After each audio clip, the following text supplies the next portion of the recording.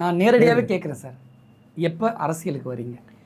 இல்லை, இப்போ நீங்கள் அன்றைக்கு இளைஞர்கள், ஆயிரக்கணக்கான இளைஞர்கள் திரண்டு வந்து என்னை அரசியலுக்கு வர அவர்கள் அழைத்தார்கள்.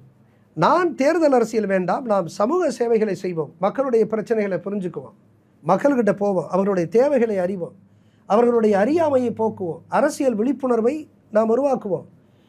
இளைஞர்களும் அரசியல் முதிர்ச்சி வேண்டும், அரசியல் தெளிவு வேண்டும், புரிதல் வேண்டும். இதெல்லாம் நீங்கள் நம்ம உருவாக்குனதுக்கு பிறகுதான் நாம் சரியான ஜனநாயக செயல்பாடாக தேர்தல் அரசியலுக்குள்ளே நம்ம நுழைய முடியும்.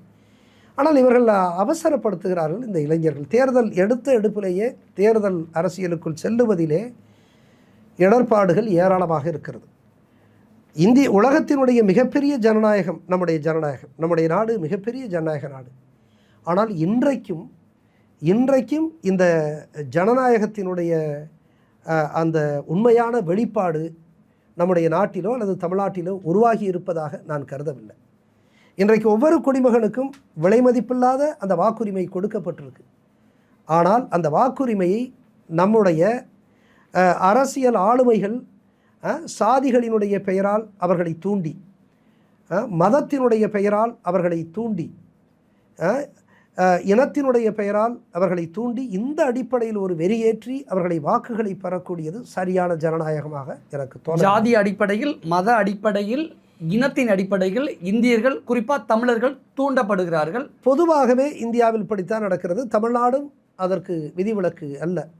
இப்போ இதை காட்டிலும் இன்னும் ரொம்ப மோசமான ஒரு நிலை என்னன்னா, ஒவ்வொரு வாக்குக்கும் விலை பேசக்கூடிய இந்த கொடுமை இருக்குது பாருங்க. 500 ரூபா தர்றேன், 1000 ரூபா தர்றேன், இடைத்தேர்தல் என்றால் 2000 3000 பரிசு பொருட்கள் ஏராளமாக தர்றேன்னு சொல்லி, ஆனால் இதை விட ஜாதி ரீதியாக, மத ரீதியாக, இன ரீதியாக தூண்டி விட்டு மோசமானதுதான். எல்லாமே மோசமானது. இது மோசமானது இல்லை சார், எல்லாமே மோசமானது. நான் அடிக்கடி சொல்வதை போல ஊழல் ஒரு நாட்டினுடைய முன்னேற்றத்தை தடுக்கும், ஒரு சமூகத்தினுடைய முன்னேற்றத்தை தடுக்கும், மக்களினுடைய வளர்ச்சியை, முன்னேற்றத்தை தடுக்கும்.